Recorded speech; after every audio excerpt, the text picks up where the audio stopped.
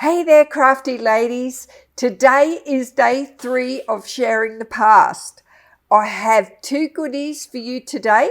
You'll get this cabinet card, number 3, and a very basic trifold pocket pattern to download.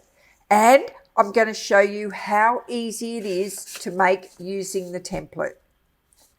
If you have a passion for these lovely old cabinet cards and would love to get your hands on this set, you're in the right place.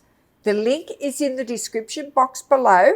If you're already registered on my website, just pop on over and click on the free tab on the top menu bar. And if you're new here, welcome, and you will need to register to be able to get both your cabinet cards and the pocket template. You don't need to watch me make the cabinet card again, but if you've just joined in, go back and watch video day 2 because making this one is the same. But if you want to watch how I use the template to make the pocket, keep watching. They don't take very long at all. This pocket, because it's a trifold, it doesn't fit on an A4 sheet of paper. And it doesn't fit on a letter size paper either.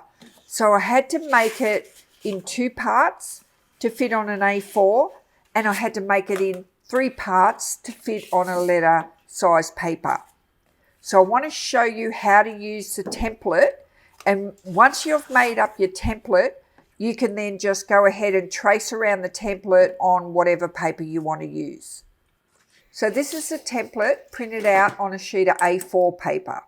So whether you're using the A4 or the letter size, just go ahead and cut out your template pieces right on the black line.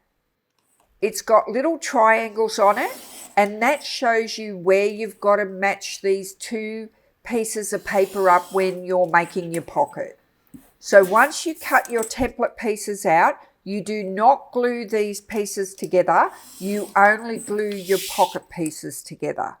Leave your template in 2 separate pieces. And for the template printed on a letter size piece of paper, you're going to have 3 pattern pieces. Leave these pieces separate and you only glue them together on your pocket piece. Now these arrows show where your pocket goes together. You do not glue your template together. And this little grey patch on the corner here, you cut that off on your pocket, but not on your template. So these markings just show where it all goes back together. And on the letter size paper, you've got that extra step where you've got to do it on both the right and the left side. Now you've got your template cut out, just choose what paper you want to use.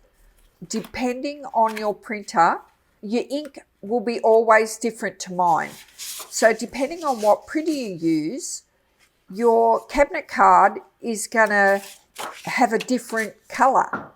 So you've got to pick out what colour you want your pocket to be. So if I put this cabinet card with normal tea-dyed paper, you may like it and you may not. So have a look at it with a few different colours. Do that before you just cut out your piece of paper. It's always a good habit to get into. I like these colours a lot more than I do the tea-dyed paper. Put your template down in the bottom right-hand corner. It just saves you 2 cuts. Trace around these 2 edges and mark these 2 score lines here. Now follow that mark through in on your pocket. Now trace around your triangle part. You're not going to waste very much paper doing this, and it's just a lot easier to cut out.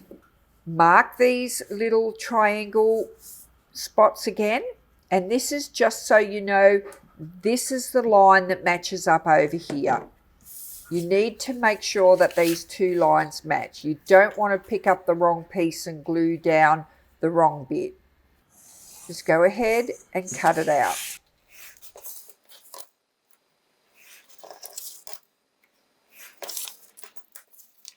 Because I'm just using paper, it's pretty easy to score. If you were using a lightweight cardboard, it's always a good idea to score.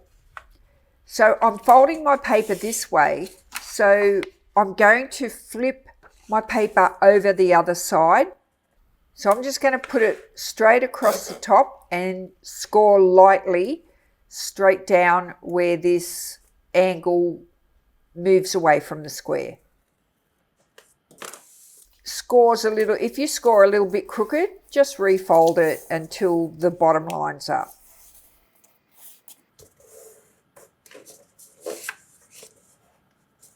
Now you've got your second score line marked here. When I flip it over, it's 1/8 of an inch back from the 1/2 inch line. So I'm just going to score that down here. And when I turn it back over the other side, this is the correct way to fold your score line. Now this is where we're going to glue the triangle piece back on this short fold line.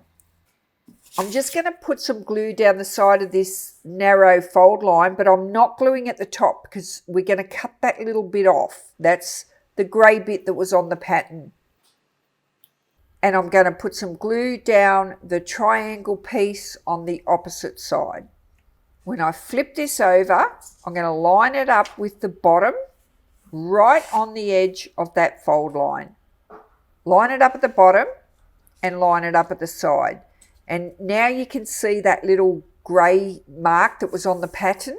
You just cut that off here. You could cut it off first before you glued it together, but it's always best to cut it off now because it's more accurate. You can fold your trifold either way here, left over right or right over left. If you like to ink your edges, ink them now before you glue your pocket closed. So open up your pocket and just run a thin bead of glue along the bottom. This Belly Art glue is really strong, so I only ever use a very thin line. None of my pockets have ever come undone yet. So now that right side is closed, put a thin bead of glue on the left hand bottom and close that up. So you can embellish your pocket before you glue it up or after. If your pocket is crooked at the bottom, just say the bottom of your folds didn't square up, just put your ruler across the bottom and cut them off. Now to embellish this, I'm just going to use some paper lace trim, and it really makes embellishing quick and easy. This paper trim, you can either cut it or tear it. So you just peel the paper off the back and then just stick it down wherever you want it. So I've done one in green, one in black, and one in blue. And here's a recap of day 1, day 2, and day 3 of our cabinet card series. And this is where I thought, I think a rubber stamp would look nice in the corner here. Of course, you don't have to use these pockets for your cabinet cards. They'll look good anywhere you put them in your journal. This one here, I added some little flower stamp all over the front of it.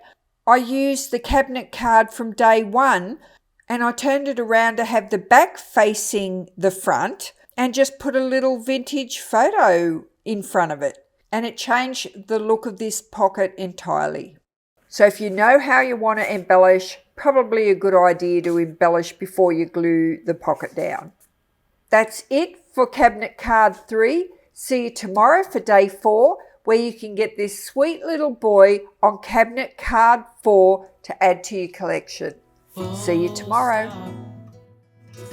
Can't believe I live in your thoughts. I think about you all the time, morning, evening, and midnight. Such a wonderful delight.